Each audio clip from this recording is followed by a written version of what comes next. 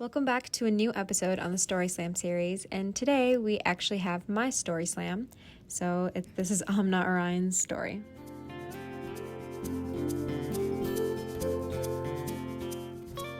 Laundry didn't occur to me when I landed in Italy, and it didn't come to my mind until I was staring at all of my dirty clothes in my suitcase.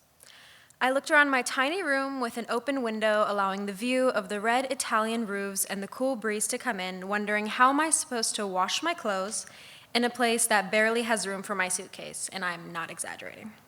My roommate comes in, and she is absolutely of no help at all. She even told me that she thinks we can wash our clothes in the shower, so I promptly ignore her, and I ask the group chat of our small faculty-led program.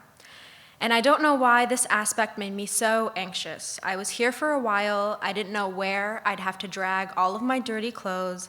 I didn't know anything. And the fact that I was in a foreign country, didn't know the language, I was making new friends, I was traveling alone on the weekends, that didn't trouble me at all, but laundry really got to me. And that's when my group chat tells me that I have to do laundry at the nunnery. And for context, I went on the Dante program in 2022 in Poppi, Italy. There are about 8 of us on a very small faculty-led program. And Poppi is in Tuscany.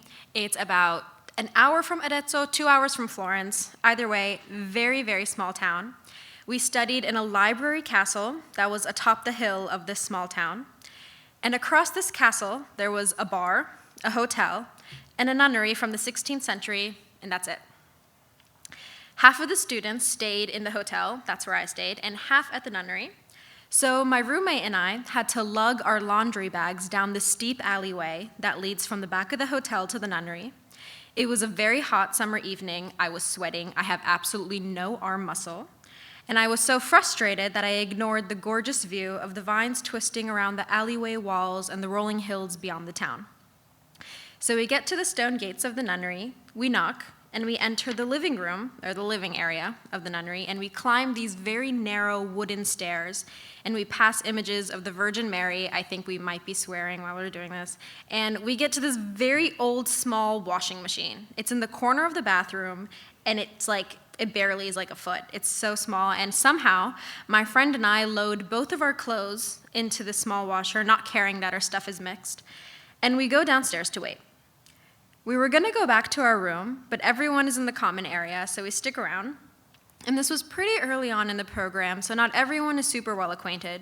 And we talk about our upcoming trips, what everyone's eating tonight, what we think, how the classroom learning is going, how hard Italian conjugations are, stuff I don't remember. And soon the laundry bell goes off, and my friend and I grab our stuff, we take our dripping wet clothes down these narrow wooden stairs, and we begin to hang them on the rack outside on the nunnery balcony.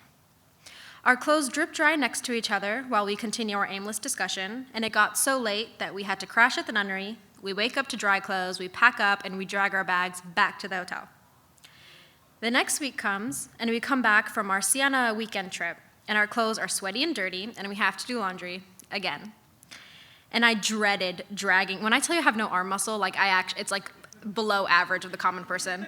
And I had to drag my laundry down this very steep alleyway. And once we get up the wooden stairs, we both, not caring whose clothes are with whose, we stuff the small washing machine. And we always sit outside on the nunnery balcony in the breeze of the evening. Without fail, every single time, no one said anything, we would all just walk out on the balcony and sit down.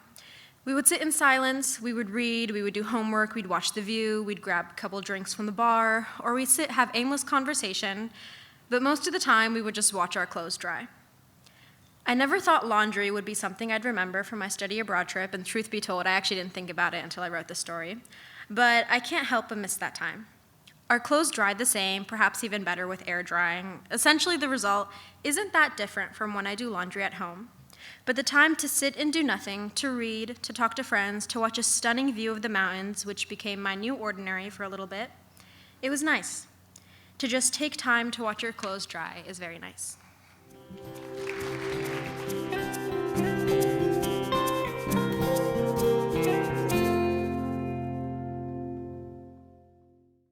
We'd like to remind you that the opinions expressed by our guests on this podcast do not necessarily reflect the views or opinions of the Center for Education Abroad or the University of Rochester. Our podcast aims to foster dialogue, critical thinking, and exploration of various topics related to education abroad. We encourage listeners to consider multiple viewpoints, engage in respectful discourse, and form their own opinions. Thank you for tuning in and being part of our community.